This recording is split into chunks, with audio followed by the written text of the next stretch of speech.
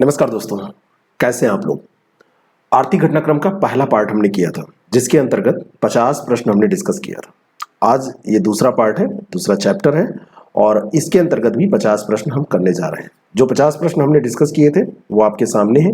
इन्हीं प्रश्नों को हमने डिस्कस किया था। जिन लोगों ने नहीं देखा है वो ये वीडियो देख लें और आगे के 51 से 100 तक के प्रश्न आज हम इस एपिसोड में करेंगे। ऐसे ही अन्य टॉपिक पे ये आर्थिक घटनाक्रम है, ऐसे ही हमने व्यक्तित्व पे भी किया है, चर्चित स्थलों पर भी किया है, ऐसे हमने राजनीतिक घटनाक्रम भी किए हैं, ऐसे हम सूचकांक पे भी वीडियो लेके आपके लिए आएंगे। तो सारे वीडियोस आप देख लेंगे तो आपके आगामी जो भी एग्जाम्स हैं उनमें आप आसानी से सारे प्रश्नों के उत्तर दे पाने में सक्षम होंगे। चलिए शुरू करते हैं। और 50वां प्रश्न हमारा ये था इसका कि माधवीपुरी बुच सेबी की पहली महिला प्रमुख बनी है और इसके आगे जो है अब 51 नंबर प्रश्न हमको देखना है। और ये जो प्रश्न है ये Gujarat international finance tech city gift में कार्यालय खोलने वाली पहली बहुपक्षीय एजेंसी पर है। तो ये कौन सी एजेंसी होगी जो कार्यालय खोलेगी। आप लोग उत्तर भी देते चलिएगा। आप लोग जब उत्तर देते हैं तो आप लोग जो पढ़े होते हैं वो चेक हो जाता है कि आपको याद है कि नहीं। तो ये है new development bank. New development bank ये पहली बहुपक्षीय एजेंसी होगा जो यहाँ पर अपना कार्यालय खोलेगा। बी ऑप्शन इसका बिल्कुल करेक्ट है।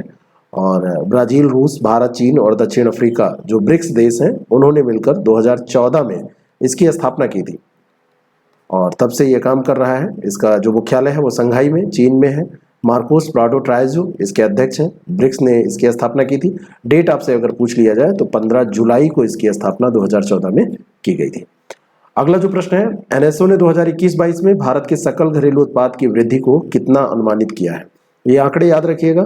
एनएसओ का आंकड़ा है और जो यूएन के आंकड़े हैं, आईएमएफ का आंकड़ा है, ये आपसे कभी भी पूछा जा सकता है। तो 2021-22 में भारत के लिए जो जीडीपी ग्रोथ है वो 8.9% ये अनुमानित है। किसके द्वारा? एनएसओ के द्वारा। ए ऑप्शन इसका बिल्कुल करेक्ट हो जाएगा। द वेल्थ रिपोर्ट 2022 के नवीनतम आंकड़ों के अनुसार विश्व में सर्वाधिक अरबपति संयुक्त राज्य अमेरिका में है। अरबपतियों की संख्या के लिहाज से संयुक्त राज्य अमेरिका प्रथम स्थान पर है। भारत में कितने ये अरबपति हैं? मार्च में रिपोर्ट आई थी और बताया गया था कि 135 अरबपति हैं।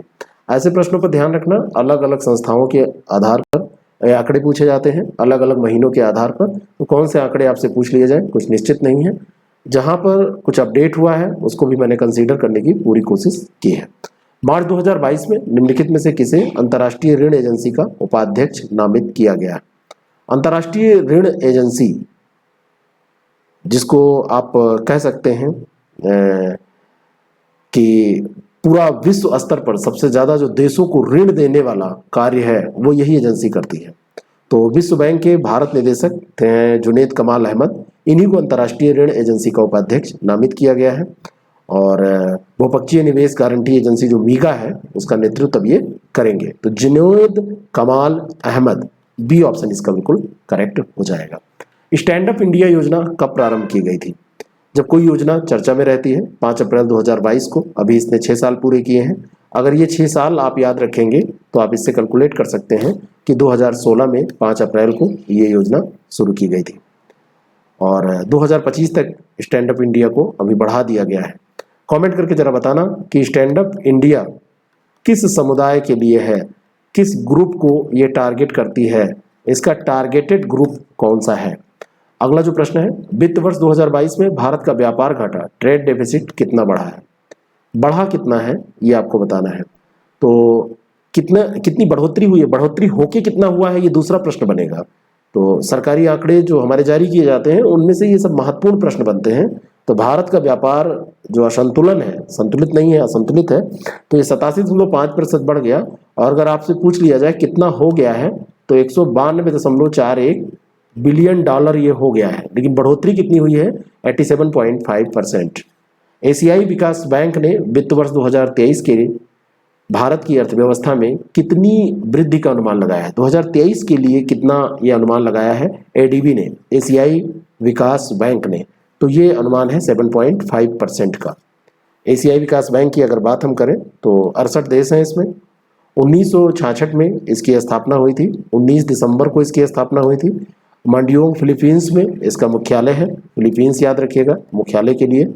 और मसात्सुगो असाकावा इसके अध्यक्ष हैं, 17 जनवरी 2020 से यही अध्यक्ष है। विश्व बैंक और एशियन इंफ्रास्ट्रक्चर इन्वेस्टमेंट बैंक ने किस राज्य को 7500 करोड़ रुपए का ऋण देने का फैसला किया है? विश्व बैंक और एशियन इंफ्रास्ट्रक्चर इन्वेस्टमेंट बैंक, इन दोनों ने ये निर्णय लिया है कि ये गुजरात को 7500 करोड़ रुपए का ऋण देंगे। और गुजरात सरकार का जो mission school of excellence project है, शिक्षा की गुणवत्ता को सुधारने के लिए, उसमें इसका उपयोग किया जाएगा। अप्रैल 2022 में जारी आरबीआई मौद्रिक नीति 2022 के अनुसार प्रमुख दरों में कौन सा सही सुमेलित नहीं है? एक तो ये अप्रैल के दर जो प्रमुख दर हैं वो आपसे पूछे जा सकते हैं, इसके बाद के भी आपसे अपडेट करके पूछे जा सकते हैं। तो अप्रैल वाले दर यहाँ से तैयार करिए, कौन सा सुमेलित नहीं है। रेपो रेट 4% तक था, रिवर्स रेपो रेट 3.35%, सीमांत अस्थायी सुविधा दर 4.25% था, और बैंक दर यहाँ पर दिया है 5.25%। तो ये बैंक दर गलत दिया है, 4.25% ही ये था। लेकिन इसके बाद अगर परिवर्तन हुआ है तो वो भी आपको तैयार करना है, वो आगे अभी हम अपडेट इसी एपिसोड में आपको करा रहे हैं। लेकिन अप्रैल का अगर आपसे पूछा जाएगा, कभी कभी पूछ लिया जाता है, ऐसे देखें कि अप्रैल 2022 में कितना था, तो ये दरें आप याद रखेंगे। दान पेंशन योजना अभियान किसके द्वारा शुरू की गई? तो ये जो केंद्रीय श्रम और रोजगार मंत्री हैं भूपेंद्र यादव, तो इन्होंने इस अभियान की शुरुआत अपने आवास से ही की थी, भूपेंद्र यादव के द्वारा की गई थी। और योगी आदित्यनाथ यूपी के सीएम हैं, यहाँ से कोई मतलब नहीं है, और नरेंद्र मोदी और राजनाथ सिंह जी ने भी इसको नहीं किया था। कम इंपॉर्टेंट नाम है, इसलिए ज़्यादा इंपॉर्टेंट है ये पूछे जाने के लिए।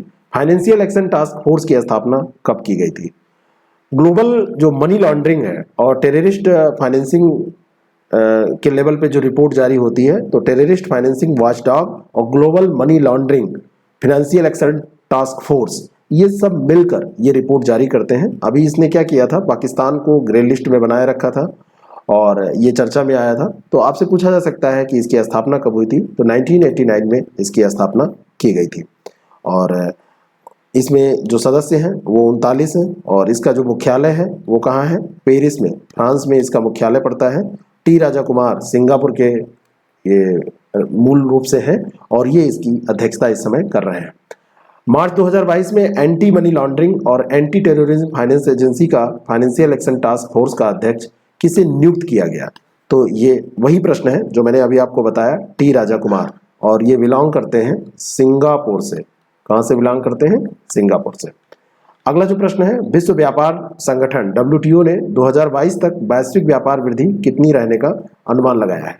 WTO का आंकड़ा है, इसलिए इंपॉर्टेंट है, और इसमें अनुमान लगाया गया है कि ये 3% रहेगा। कितना? 3%। 2022 तक वैश्विक व्यापार वृद्धि 3%। हवाई entrepreneur of the year India awards के 23वें संस्करण में निम्नलिखित में से किसे सम्मानित किया गया? तो EY entrepreneur of the year में ये फाल्गुनी नायर हैं जिनको सम्मानित किया गया है। और फाल्गुनी नायर का संबंध किस कंपनी से है? किस कंपनी से इनका संबंध है, ये बताइएगा। ये इंपॉर्टेंट है, बहुत इंपॉर्टेंट है। एक कंपनी आपने देखा होगा नायका, तो नायका जो कंपनी है, नायका कंपनी की ये CEO हैं, ये फाउंडर है, उसकी संस्थापक हैं, और इनको ये इस बार का अवार्ड दिया गया है। भारत का प्रतिनिधित्व ये कर रही हैं। इसके अलावा आपसे सुमेलित करने में ऋचा का नाम भी पूछा जा सकता है, जिवामी जो कंपनी है, उपासना ताकू का नाम पूछा जा सकता है, मोबीक्विक जो कंपनी है, वंदना लूथरा VLCC, वंदना जो लूथरा है ये VLCC, उपासना ताकू जो है ये मोबीक्विक, और ऋचा कर ये जिवामी की है। तो ऋचा, उपासना, ये सब याद रखिएगा, जिवामी की। अगला जो प्रश्न है, हाल ही में एशियाई विकास बैंक और भारत सरकार ने किस राज्य को जलवायु लचीला शहरी बुनियादी ढांचे के डिजाइन, संस्थागत क्षमता मजबूत करने और नगर पालिका संसाधन जुटाने में सुधार के लिए $2 बिलियन परियोजना, $2 मिलियन परियोजना तत्परता वित्त पोषण ऋण प्रदान करने के लिए एक समझौता पर हस्ताक्षर किया है? तो किस राज्य को ये दिया जाएगा? इतना जो पैसा है वो नागालैंड को दिया जाएगा। नागालैंड के लिए ये किया गया है, और ये किया किसके साथ किया है? एशियाई विकास बैंक ADB के साथ किया गया है। इस कारण से ये बहुत ज़्यादा इंपॉर्टेंट है। भारत सरकार ने इसके साथ समझौता किया है नागालैंड के लिए। अप्रैल 2022 में वित्त वर्ष 2022-23 के लिए भारत के सकल घरेलू उत्पाद के विकास के अनुमान को घटाकर कितना कर दिया गया? अप्रैल 2022 में किया गया है, 2022-23 के लिए किया गया है और ये अनुमान घटाकर कर दिया गया 8%। कितना कर दिया गया? 8%। पहले ये ज़्यादा हुआ करता था, 8.7% रखा गया था, बाद में इसको घटाकर 8% कर दिया गया। किस संस्थान द्वारा राष्ट्रीय डेटा और एनालिटिक्स प्लेटफॉर्म लॉन्च करने की घोषणा की गई है? राष्ट्रीय डेटा और एनालिटिक्स का बहुत मोस्ट इंपॉर्टेंट ये क्वेश्चन है, बहुत ज़्यादा इंपॉर्टेंट, और ये नीति आयोग के द्वारा ये घोषणा की गई है। ए ऑप्शन इसका बिल्कुल करेक्ट हो जाएगा। नीति आयोग की स्थापना कब हुई थी? आपको बताना है नीति आयोग की स्थापना कब की गई थी, डेट सहित कमेंट करिए। अगला जो प्रश्न है, संयुक्त राष्ट्र की जारी एक रिपोर्ट के अनुसार महामारी ने पिछले साल लगभग कितने लोगों को गंभीर गरीबी में डाल दिया? एक रिपोर्ट ये संयुक्त राष्ट्र ने जारी की थी और उन्होंने कहा लगभग 77 मिलियन लोग ये गरीबी में ढकेल दिए गए हैं। एक तरफ महामारी चली रही थी, रूस यूक्रेन युद्ध भी आया है, तो इन सब का समग्र प्रभाव है, लेकिन ये महामारी के कारण जो हुआ है उसके आंकड़े इसमें कंसीडर किए गए हैं। निम्नलिखित में से कौन सा कथन सही है? विश्व बैंक के अनुसार 2011 की तुलना में 2019 में भारत में गरीबी 12.3% कम है, ऐसा कहा गया वर्ल्ड बैंक के आंकड़ों में। और शहरी भारत की तुलना ग्रामीण क्षेत्रों में गरीबी में अधिक कमी हुई है, ऐसा कहा गया कि शहरी भारत की तुलना में ग्रामीण क्षेत्रों में जो गरीबी है वो ज़्यादा कम हुई है। ये दोनों की दोनों बातें आपको चेक करना है कि सही हैं कि नहीं। तो पहली बात तो बिल्कुल सही है, 12.3% ये कम हुआ है। और भारत की अगर बात करें तो शहरी भारत की तुलना ग्रामीण क्षेत्रों में गरीबी को कवर करने में ज़्यादा सफलता मिली है, तो ग्रामीण क्षेत्रों में गरीबी में अधिक कमी हुई है। दोनों बातें यहाँ पर सही हो जाएंगी, सी ऑप्शन इसका बिल्कुल करेक्ट हो जाएगा। विश्व बैंक के द्वारा ये आंकड़ा जारी किया गया है। मुख्यालय कहाँ है इसका? हेडक्वार्टर, तो ये वाशिंगटन डीसी में इसका हेडक्वार्टर है। स्थापना कब की गई थी? जुलाई 1945 में की गई थी। सदस्य कितने हैं? 189 सदस्य हैं। निर्धनता मुक्त विश्व के लिए कार्य करना, ये इसका आदर्श वाक्य है, ये इसका मोटो है। Hurun global health care rich list 2022 में शीर्ष स्थान किसे प्राप्त हुआ? तो ये शीर्ष स्थान भारत का साइरस पूनावाला, भारत की जो कंपनी है सीरम इंस्टीट्यूट ऑफ इंडिया, उसके ये अध्यक्ष हैं, प्रबंध निदेशक हैं, तो इन्हीं को प्राप्त हुआ है, इन्हीं को दिया गया है साइरस पूनावाला को। नेक्स्ट क्वेश्चन एक और है कि Hurun global health care rich list 2022 के अनुसार सर्वाधिक स्वास्थ्य उद्योग अरबपति किस देश में है? तो सबसे ज्यादा जो अरबपति हैं जहां से संकट शुरू हुआ था वहीं पर है चाइना में। ए ऑप्शन इसका बिल्कुल करेक्ट हो जाएगा।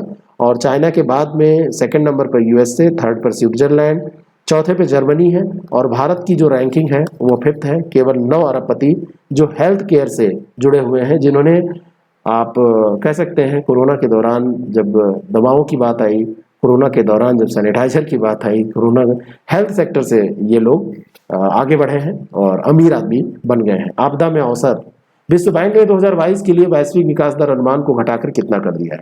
मोस्ट इंपॉर्टेंट क्वेश्चन है। वैश्विक विकास दर अनुमान को विश्व बैंक के द्वारा घटाकर कर दिया गया है 3.2%। ए ऑप्शन इसका बिल्कुल करेक्ट हो जाएगा। कितना?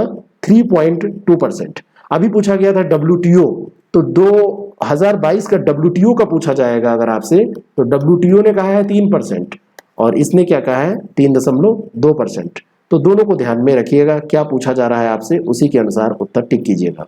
दुनिया का पहला क्रिप्टो समर्थित भुगतान कार्ड किसके द्वारा लॉन्च किया गया है? तो ये भुगतान कार्ड जो लॉन्च किया गया है वो है नैक्सो के द्वारा ये लॉन्च किया गया है। ए ऑप्शन इसका बिल्कुल करेक्ट है। लंदन स्थित ये एक क्रिप्टो करेंसी ऋणदाता है नैक्सो, और ये इसने अभी भुगतान कार्ड लॉन्च किया है। Electronic money firm dry pocket के साथ इसने समझौता किया है और उसी के साथ मिलकर इसको लॉन्च किया है। अंतर्राष्ट्रीय मुद्रा कोष IMF वित्त वर्ष 2023 में भारत के सकल घरेलू उत्पाद के विकास दर के अनुमान को घटाकर कितना कर दिया? IMF ने कितना कर दिया है? भारत की बात हो रही है। एक आपको वर्ल्ड लेवल का याद रखना है और दूसरा इंडिया लेवल का याद रखना है। तो वर्ल्ड लेवल पे अभी आपने देखा ही है। इंडिया लेवल पे अगर IMF की बात की जाए तो इसने कर दिया है 8.2%। भारत के आंकड़े भी 8% के आसपास ही हैं, जो भारत खुद जारी कर रहा है कि हमारी विकास दर जो रहेगी वो कितनी रहेगी। NCX इंडिया क्या है? NCX इंडिया जो है ये राष्ट्रीय साइबर सुरक्षा घटना प्रतिक्रिया अभ्यास है। ए ऑप्शन इसका बिल्कुल करेक्ट हो जाएगा। वैसे यहाँ पर इस क्वेश्चन को रखने का मतलब केवल ये है कि आप अगर ऐसा एनसीएक्स को समझ रहे हो कि जैसे ये शेयर मार्केट से रिलेटेड है या कुछ ऐसा है, तो ये आप अपना कंफ्यूजन दूर कर लीजिए। एनसीएक्स इंडिया राष्ट्रीय साइबर सुरक्षा घटना प्रतिक्रिया अभ्यास है। अगला जो प्रश्न है उसका उत्तर दें। केंद्रीय प्रत्यक्ष कर बोर्ड सीबीडीटी और केंद्रीय अप्रत्यक्ष कर और सीमा शुल्क बोर्ड सीबीआईसी ने किस बैंक के साथ एक समझौता ज्ञापन पर हस्ताक्षर किया? ऐसे प्रश्न अभी पूछे जा रहे हैं, आरओ में ऐसे प्रश्न आए थे। तो ये धनलक्ष्मी बैंक है जिसके साथ ये समझौता किया गया है। ये धनलक्ष्मी बैंक इनकी तरफ से ये कर संग्रह का काम करेगा। और ये अप्रत्यक्ष कर, सीमा शुल्क बोर्ड, केंद्रीय अप्रत्यक्ष कर जो है और केंद्रीय प्रत्यक्ष कर बोर्ड है, ये सब ने इसको ये जिम्मेदारी दे दी है, ये अपना वसूलेगा। धनलक्ष्मी बैंक यहाँ पर ये काम इनके लिए करेगा। ठीक है, ध्यान रखिएगा। हाल ही में किस राज्य सरकार ने राज्य में एक अंतर्राष्ट्रीय ग्रेड डेटा केंद्र स्थापित करने के लिए NIXI CSC डेटा सेवा केंद्र के साथ एक समझौता ज्ञापन पर हस्ताक्षर किए हैं? तो ये राज्य है त्रिपुरा। ए ऑप्शन इसका बिल्कुल करेक्ट हो जाएगा। कौन सा राज्य? तो ये त्रिपुरा है। नॉर्थ ईस्ट का जब कोई भी फैक्ट होता है, कोई भी डेटा होता है, तो वो ज़्यादा इंपॉर्टेंट हो जाता है।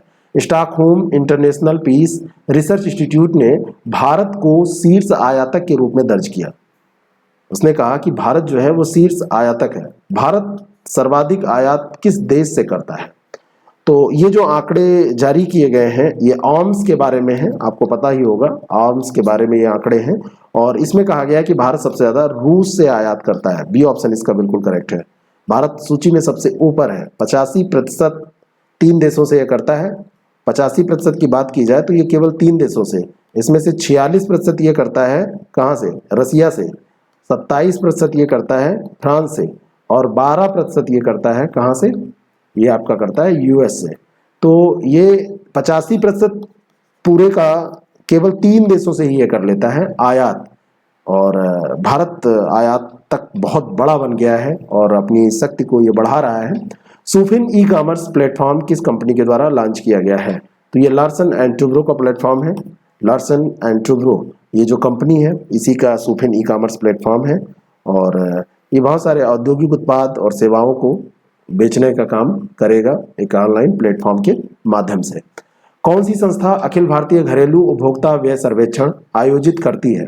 अखिल भारतीय घरेलू उपभोक्ता व्यय सर्वेक्षण, all India house hold consumer expenditure सर्वे, ये कौन जारी करता है? तो ये जो संस्था है इसका नाम है राष्ट्रीय सांख्यिकी कार्यालय। नेशनल स्टैटिस्टिक्स ऑफिस जो है वही इसको जारी करता है और एक स्वायत्त संस्था है ये। और इसकी स्थापना अगर आपसे कभी पूछ ली जाए तो 2006 में की गई थी। 2005 में सी रंगराजन की अध्यक्षता में एक आर्थिक सलाहकार समिति बनी थी, उसी ने संस्तुति की थी, उसी की रिपोर्ट के आधार पर इसका गठन किया गया था। बाजार पूंजीकरण के मामले में दुनिया के शीर्ष 5 देशों में कौन सा देश शामिल नहीं है? तो ये जो 5 देश हैं उनमें सबसे ऊपर कौन है? अमेरिका है, ये फर्स्ट रैंकिंग है। सेकंड रैंकिंग पे आपका चाइना आता है। थर्ड रैंकिंग पे आपका जापान आता है, अगर थर्ड की बात की जाए तो ये जापान आपका हो जाएगा। फोर्थ रैंकिंग पे आपका हांगकांग आता है ना। और भारत, ये जर्मनी इसमें नहीं है, भारत की जो रैंकिंग है वो 5वीं है, तो जर्मनी इसमें शामिल नहीं है। डी ऑप्शन इसका बिल्कुल करेक्ट हो जाएगा। Stockholm International Peace Research Institute द्वारा प्रकाशित आंकड़ों के अनुसार शीर्ष सैन्य खर्च वाले देशों का क्रम कौन सा है? तो अमेरिका, चीन, उसके बाद भारत, यूनाइटेड किंगडम और रूस। तो भारत का स्थान भी याद रखिएगा, इसमें थर्ड है। और ये टोटल सैन्य खर्च करने वाले देश हैं। आयात की बात तो अलग है, ये सैन्य खर्च टोटल जो है वो अमेरिका के सबसे ज़्यादा है, भारत तीसरे स्थान पर है। और ये 5 देश शीर्ष आपके अमेरिका, चीन, भारत, यूनाइटेड किंगडम और रसा हैं। अगला जो प्रश्न है उसका उत्तर दीजिए। निम्नलिखित में से कौन सा कथन सही है? वित्त वर्ष 2022 में भारत से तैयार स्टील का कुल निर्यात 13.5 मिलियन टन रहा। बिल्कुल सही बात है।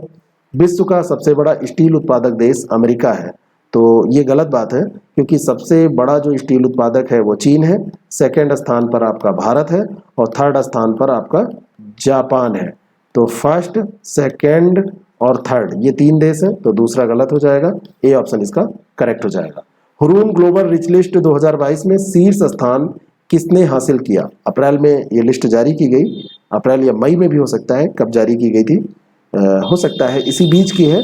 तो इसमें एलन मस्क को प्रथम स्थान दिया गया था। एलन मस्क वही जो टेस्ला के संस्थापक हैं, जिन्होंने ट्विटर का अधिग्रहण कर लिया है, जिनका स्पेस एक्स, ये जो कंपनी है स्पेस एक्स जिनकी है, वही एलन मस्क की बात यहाँ पर की जा रही है। निम्नलिखित में से कौन सा एक कथन सही है? मूडीज ने भारत के आर्थिक विकास के पूर्वानुमान को 40 आधार अंकों से घटाकर 9.1% कर दिया है। तो ये बात बिल्कुल सही है, इसको घटा दिया है। और मूडीज स्विट्जरलैंड की क्रेडिट रेटिंग करने वाली कंपनी है। तो मूडीज जो है ये वास्तव में यूएस की कंपनी है। कहाँ की है? ये मूडीज 1909 में स्थापित हुई थी और ये यूएस बेस्ड कंपनी है, ये स्विट्जरलैंड की नहीं है, यूएस। तो दूसरा गलत है, पहला सही है। कभी कभी आपसे इन कंपनियों को देके, रेटिंग एजेंसियों को देके देश के साथ सुमेलित कराया जाता है या पूछा जाता है कौन सा सही नहीं है। किस बैंक को अपनी सेवाओं का विस्तार करने के लिए केंद्रीय मंत्रिमंडल ने 820 करोड़ रुपए अतिरिक्त वित्त पोषण दिया? तो इंडिया पोस्ट पेमेंट बैंक, इसको बढ़ावा दिया जा रहा है। 1.6 लाख पूरे देश में पोस्ट ऑफिसेज हैं, जहां पर इसका विस्तार अगर किया जाएगा तो सबसे ज्यादा पहुंच बनाने में यहीं से आसानी होगी। और सरकार की, क्योंकि ये एजेंसी सरकार की ऑफिसेज हैं, सरकार का अंग है, तो यहाँ पर जैसे बहुत सारे सहारा और इन सब में पैसा आपका रिस्क में रहता है, लेकिन इसमें अगर रहेगा तो भले ही कम ब्याज दर होगा और ये सेफ रहेगा। तो बैंकिंग का काम हो या पैसे को ट्रांसफर करने का काम किसी भी रूप में हो, तो ये इसके माध्यम से करना अच्छा भी होता है और गवर्नमेंट इसको बढ़ावा दे रही है। कौन सी संस्था त्रैमासिक रोजगार सर्वेक्षण, क्वार्टरली एम्प्लॉयमेंट सर्वे जारी करती है? कौन सी संस्था है? तो ये श्रम और रोजगार मंत्रालय है, जो त्रैमासिक स्तर पर इसको जारी करता रहता है। इंडियन बिल्डिंग कांग्रेस का बेस्ट इंफ्रास्ट्रक्चर प्रोजेक्ट का पुरस्कार निम्नलिखित में से किसे प्रदान किया गया है? तो एक टनल हमारे यहाँ है और उसका नाम है अटल टनल। तो ये अटल टनल को प्रदान किया गया है और ये जो सुरंग है ये best project for excellence in built environment के रूप में चुनी गई है। 3 अक्टूबर 2020 को इसको राष्ट्र को समर्पित किया गया था हमारे पीएम के द्वारा। तो ए ऑप्शन इसका बिल्कुल करेक्ट हो जाएगा। विश्व बैंक ने भारत के मिशन कर्मयोगी कार्यक्रम के लिए कितने मिलियन अमेरिकी डॉलर की परियोजना को मंजूरी दी है? विश्व बैंक ने 47 मिलियन अमेरिकी डॉलर दिए हैं। किसके लिए? मिशन कर्मयोगी कार्यक्रम के लिए भारत को ये क्या किया है? ये एड दिया है और ये परियोजना जो है ये यहाँ पर इसके लिए चलाई जाएगी, मिशन कर्मयोगी के लिए, है ना। और भारत में देखा जाए तो 18 मिलियन सिविल सेवक कार्यरत हैं, 2/3 राज्य सरकार और स्थानीय प्राधिकरण स्तर पर, बाकी 1/3 सेंट्रल लेवल पे। तो सिविल सेवा क्षमता और निर्माण के लिए कार्यक्रम चलाया जा रहा है। रिटेलिंग 2022 की वैश्विक शक्तियां, चुनौतियों के बावजूद लचीलापन। भारतीय ब्रांड रिलायंस रिटेल वित्त वर्ष 2020 के लिए खुदरा राजस्व वृद्धि के आधार पर शीर्ष भारतीय कंपनी। तो शीर्ष भारतीय कंपनी यहाँ पर कौन सी है यही पूछा जा रहा है, यहाँ पर ये गलत लिखा गया है और ये जो है कौन सी है? रिलायंस रिटेल है। तो ए ऑप्शन इसका बिल्कुल करेक्ट हो जाएगा।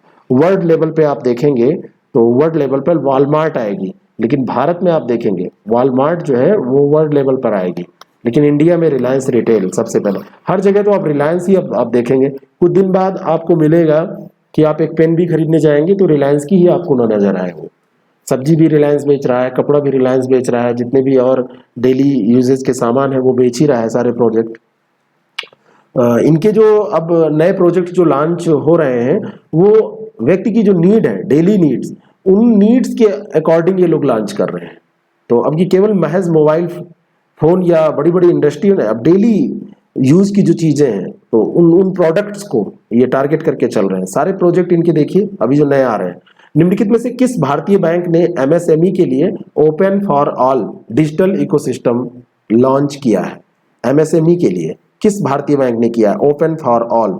तो ये है आईसीआईसीआई ने। बी ऑप्शन इसका बिल्कुल करेक्ट हो जाएगा। इंस्टा ओडी प्लस के माध्यम से इसने अभी एक कार्यक्रम शुरू किया है जिसमें 25 लाख रुपए तक की तत्काल और कागज रहित ओवरड्राफ्ट सुविधा ये दे रहा है, ठीक है। और ये एमएसएमई के लिए डिजिटल सेवा का उपयोग ये कर पाएंगे ग्राहक जो होंगे, आईसीआईसीआई के द्वारा इसको किया जा रहा है। Report on currency and finance किस संस्था के द्वारा जारी की जाती है? तो ये जो रिपोर्ट है ये भारत की रिपोर्ट है, आरबीआई के द्वारा, रिजर्व बैंक ऑफ इंडिया के द्वारा इसको जारी किया जाता है। और ये जो रिपोर्ट है ये मजबूत और सतत विकास के लिए मूल्य स्थिरता पर उसी के आधार पर इसको जारी किया जाता है और भारतीय अर्थव्यवस्था को कोविड-19 महामारी से होने वाले नुकसान से उबरने में अभी इसी रिपोर्ट में कहा गया है कि लगभग 12 साल लग जाएंगे, 12 ईयर्स लग जाएंगे इससे उबरने में। इसी रिपोर्ट में, report on currency and finance में कहा गया है। वस्तु और सेवा कर संग्रह निम्नलिखित में से किस महीने में सर्वाधिक रहा? तो अभी तक का जो अपडेटेड आंकड़ा है उसमें अप्रैल महीने 2022 का जो अप्रैल महीना रहा है इसमें सर्वाधिक जीएसटी रहा है। मौद्रिक नीति समिति की 4 मई को एक अनिर्धारित बैठक हुई थी। अप्रैल के आंकड़े मैंने अभी आपको बताए थे। इस बैठक में यह अनिर्धारित बैठक थी, वैसे ये बैठक अपने समय पर होनी थी लेकिन इसको तत्काल बुला लिया गया इस बैठक को। और इस बैठक में 4 मई को एकोमोडेटिव स्टैंस यानी उदार रुख को छोड़ते हुए अब बेंचमार्क रेट निर्धारित करने का कुछ काम किया गया था। तो उन्होंने कहा कि अब कुछ परिवर्तन करना पड़ेगा, मतलब जो बैठक बुलाई गई तो उन लोगों ने कहा कुछ परिवर्तन करना पड़ेगा। तो अगर आपसे ये पूछा जाएगा तो इसमें कौन सा सही सुमेलित है ये आपसे पूछा जा रहा है, तो पॉलिसी रेपो रेट जो 4% पहले था इसको 4.4% कर दिया गया, 4% की जगह पे इसको 4.4 कर दिया गया। बैंक रेट को 4.65, CRR 4.5 और SLR 18%। तो ये सभी सही है, सी ऑप्शन इसका बिल्कुल करेक्ट हो जाएगा। तो अगर ये 4 मई का आंकड़ा पूछेगा तो आपको ये टिक करना है, अप्रैल वाला जो पहले मैंने बताया है उसको करना है, ये ध्यान रखना है। क्रिप्टो एनालिटिक्स फर्म द्वारा जारी किए गए आंकड़ों के अनुसार सर्वाधिक क्रिप्टो लाभ करने वाला देश अमेरिका रहा। क्रिप्टो से जो लाभ हुआ है वो अमेरिका को सबसे ज्यादा हुआ, ऐसा कहा गया है। एक क्रिप्टो एनालिटिक्स फर्म है उसने इसको जारी किया है ये रिपोर्ट। तो भारत की रैंक इसमें क्या रही है? तो भारत की रैंक 21वीं रही है, 21वीं रैंक भारत की रही है। सी ऑप्शन इसका बिल्कुल करेक्ट हो जाएगा। अगला जो प्रश्न है, फिच रेटिंग्स ने अपने वैश्विक आर्थिक आउटलुक मार्च 2022 में वित्त वर्ष 2022-23 के लिए भारत के सकल घरेलू उत्पाद के विकास के अनुमान को घटाकर कितना कर दिया? अब ये फिच रेटिंग एजेंसी कर रही है, वैश्विक आर्थिक आउटलुक में इसको जारी कर रही है, भारत के लिए कर रही है और इसमें इसने कहा 8.5%। तो 8, 8.2, 8.5 ऐसे ही रेंज लेके आप चलिएगा। कभी कभी ये सारे आंकड़े याद नहीं रहते हैं तो लगभग इसी के हिसाब से आप आंसर टिक कीजिएगा। बहुत क्लोज पूछेगा तो कंफ्यूजन होगा, नहीं तो ऐसे ही आप सही कर ले जाएंगे। केंद्रीय प्रत्यक्ष कर बोर्ड का अध्यक्ष संगीता सिंह को नियुक्त किया गया। इसकी स्थापना कब की गई थी ये आपसे पूछा जा रहा है। 1986 बैच की ये ऑफिसर हैं, भारतीय राजस्व सेवा की IRS थी हैं और इनको इसका अध्यक्ष बनाया गया है। और इसकी स्थापना 1964 में की गई थी। नई दिल्ली में इसका मुख्यालय है, केंद्रीय प्रत्यक्ष कर बोर्ड का मुख्यालय भी पूछा जा सकता है, मुंबई में टिक कीजिएगा, न्यू दिल्ली में इसका मुख्यालय है। तो ये सी ऑप्शन इसका बिल्कुल करेक्ट हो जाएगा। राष्ट्रीय फिल्म विरासत मिशन के तहत दुनिया की सबसे बड़ी फिल्म पुनरुद्धार परियोजना के लिए कितने रुपये आवंटित किए गए? तो ये जो आवंटन हुआ है, सूचना प्रसारण मंत्री जो है हमारे यहाँ के अनुराग ठाकुर, उन्होंने कहा कि राष्ट्रीय फिल्म विरासत मिशन के तहत, क्योंकि ये प्रोजेक्ट दुनिया का सबसे बड़ा प्रोजेक्ट है तो सरकार इसको सपोर्ट कर ही रही है, सरकार के द्वारा ही इसको चलाया ही जा रहा है। तो 363 करोड़ रुपये भी इसमें सरकार लगा रही है, ये याद रखिएगा, 363। और इसमें 2016 में 597 करोड़ रुपये का परिव्यय करके इसको शुरू किया गया था। अभी 363 करोड़ रुपये इसमें फिर दिए गए हैं। अगला जो प्रश्न है, निम्नलिखित में से कौन सा कथन सही है? 22 फरवरी 2022 तक लगभग 11.78 करोड़ किसान पीएम किसान योजना के तहत लाभान्वित हो चुके हैं। इतने फार्मर्स को पीएम किसान स्कीम के तहत लाभ दिया जा चुका है और ये आंकड़ा फरवरी तक का है, 22 फरवरी तक का। और पीएम किसान जो योजना है ये केंद्र क्षेत्र की योजना है। 24 फरवरी 2019 को भूमि धारक किसानों की मौद्रिक जरूरतों को पूरा करने के लिए इसको शुरू किया गया था 2019 में, 24 फरवरी को। तो ये बिल्कुल सही बात है, सी ऑप्शन इसका बिल्कुल करेक्ट हो जाएगा। ये आंकड़े जारी होते रहते हैं, कभी कभी ये आंकड़े आपसे पूछ लिए जाते हैं, ठीक है। और पहले इसमें क्या किया गया था, 2 हेक्टेयर तक की भूमि वाले किसानों को शामिल किया गया था। बाद में 1 जून को 1/6/2019 को इसमें एक परिवर्तन किया गया और कहा गया सारे किसान इसमें कवर किए जाएंगे। और अंतिम प्रश्न है, लाडली लक्ष्मी योजना 2.0 का शुभारंभ किस राज्य सरकार के द्वारा किया गया है? तो ये योजना शुरू की गई कहाँ, मध्य प्रदेश के द्वारा। बी ऑप्शन इसका बिल्कुल करेक्ट हो जाएगा। इकोनॉमी का कम, ये थोड़ा सा सोशल उसका ज्यादा प्रश्न लगता है। और एक प्रश्न और देखते हैं, बेरोजगारी दर संबंधी आंकड़े जारी किए जाते हैं, कौन करता है बेरोजगारी से संबंधित आंकड़े जारी? और सबसे ज्यादा रोज आप लोगों को इसी संस्था से होगा, क्योंकि बार बार बोला जाता है कि बेरोजगारी तो है ही नहीं है। शहरी क्षेत्रों में बेरोजगारी दर घट गई, ग्रामीण क्षेत्रों में घट गई और सारे लोग बेरोजगार हैं। तो ये राष्ट्रीय सांख्यिकी कार्यालय है जो इसको जारी करता है, उसी से शिकायत करिए आप अपनी। ए ऑप्शन इसका बिल्कुल करेक्ट हो जाएगा। ऐसे ही जुड़े रहिए, अन्य एपिसोड्स भी आप देखते रहिए। करंट अफेयर को हम ऐसा कवर करते हैं कि कोई भी प्रश्न आपका छूटता नहीं है, लगभग सारे मुद्दे कवर हो जाते हैं। फिर मिलते हैं। Thank you so much.